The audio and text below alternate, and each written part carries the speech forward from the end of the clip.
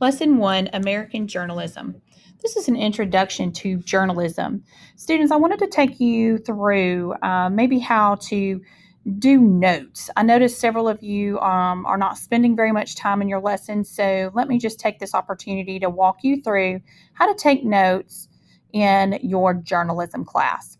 Okay, so this is Lesson 1, American Journalism Introduction. And what I did is I opened up my Google Docs.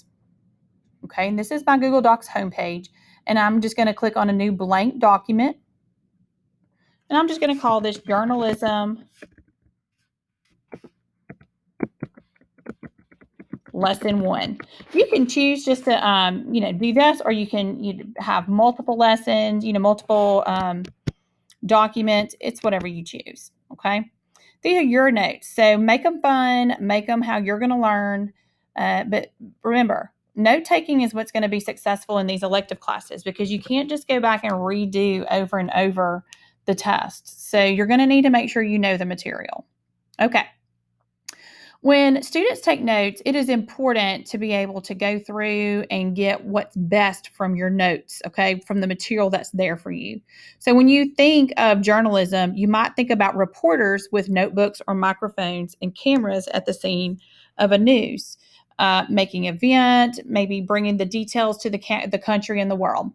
Perhaps instead, you picture streaming video on your smartphone, pushing from a downloaded app. Maybe you have an old school picture of journalism with a newspaper at a coffee cup in the morning. However, you picture the world of journalism, you're right. From the print world of newspaper and magazine to the on air world of broadcast news to the increasingly mobile digital journalism, the job of the journalist is to bring people the most up to date and accurate information. So you see that it has it broken down. All right, in the 1890s, print journalism and the newspaper world. So what I'm going to do is I'm just going to make a quick copy. So I would just do Command Copy, or I'm on a Mac. So you would just, copy paste. And then I'm going to paste that into my notes. For those of you handwriting your notes, you would just write for the 1920s to the 1940s, radio broadcasts and fireside chats. I'm going to paste that into my notes. 1950s to the 1970s, TV broadcasts with nightly news and news magazines like 60 Minutes. And from the 1980s to the 2000s, it was 24-hour news cycle, starts with CNN and grows with online news and the blogosphere. All right, so seeing blogosphere like that reminds me. Remember, we're going to have vocabulary that will come about through your entire journalism experience here. So here's course vocabulary. I just jumped right back. So you'll have them all kind of listed out for you, and you can reference back and forth to these. You can also print those even if you wanted to. Okay. So I might even just kind of look up like, what do certain things mean? All right, blogosphere. If I really just wanted to know what that meant. Okay. So journalism obviously began long before the beginning of the 20th century, but we will focus on the way that journalism has changed dramatically over the past 125 years. The history of how journalism has moved from the newspaper wars of the 1890s to the blogosphere and social media fueled news of today shows how technology has changed the way journalists approach their audiences.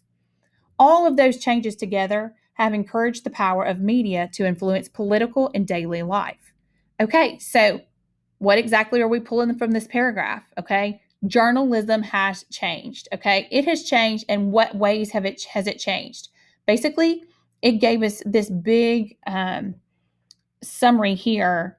We know it changed in the 20th century, but all of those changes together have encouraged the power of media to influence political and daily life. Okay, so that's journalism lesson 1. So I might even just continue on my same page here.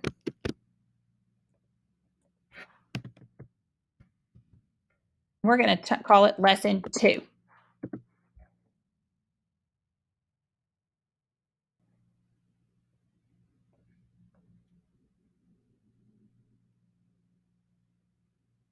All right, gray and yellow. The era of print journalism in the early 20th century.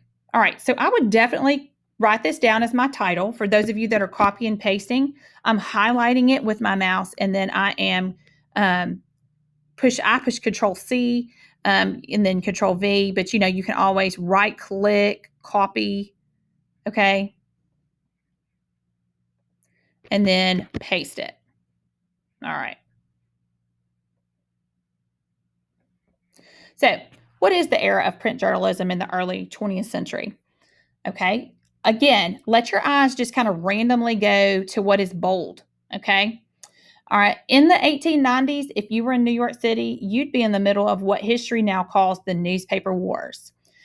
What are the newspaper wars? Okay. Use your context clues. Okay. We'll see it's going to jump. It says a competition between big newspaper bosses, William Randolph Hearst and Joseph Pulitzer, to win the high circulation numbers and advertising amounts. All right. So, what are newspaper wars? That's it right there. Copy, paste. All right. Hearst and Pulitzer were rivals. Okay. And we're both committed to the trend of new journalism called yellow journalism. Okay. So, what is yellow journalism? Okay. It's this new type of journalism. All right. But let's keep reading. Hearst's New York Journal and Pulitzer's New York World fought for readers by offering increasingly emotional or scandalous content. Yellow journalism focused more on providing entertaining stories rather than factual information. So, there you go.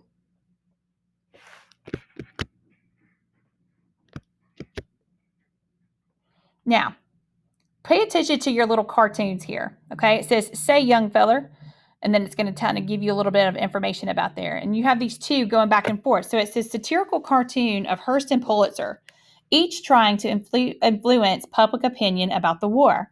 Okay, and it even has like a little, where you could pop out, and it would kind of tell you where it came from. Okay. This new attitude towards journalism meant that Hearst and Pulitzer found themselves in the middle of the scandal over the Spanish-American War. In fact, Hearst told one of his photographers who he sent to Cuba to check things out, "You furnish the picture and I'll furnish the war." Their sensational treatment of U.S. involvement in Cuba and the conflict with Spain caused Americans to support the war. This reality shook Pulitzer, but excited Hearst. Soon after the war's end, the newspaper wars ended as well. But Hearst's focus on yellow journalism was just beginning. All right, so you've got this new attitude towards journalism, okay? Meaning almost like they're just coming in and just stirring up the attitudes and thoughts of what they're wanting their readers to think when they read this, okay? So, particularly, you have this treatment of this U.S. involvement in Cuba and the conflict with Spain. All right, and so this causes, this Americans to support the war, but actually you see this reality of it, is actually affecting the other person to the, Hearst to Pulitzer to Hearst and how they feel each other out with this. And so you'll see that when the war ended, the newspaper wars ended. But the age of the muckraker. Okay, so I'm going to stop it here and kind of lead you into the next little bit. So I'm going to go ahead and copy and paste that. And I would make that bold, maybe bigger. Okay, because they're my notes, right? If you're handwriting them, even if you're writing them like outline form, okay, you want to make sure that this is bold so that you see that this is important, okay? And then you want to, of course, go down and any of these words that you're seeing, what is this? Muckraker. It's investigative reformist journalism, okay? So you want to make sure you get these big ideas. You want to understand what this content is. So I truly hope that this helped you as you are learning how to take notes in your journalism class.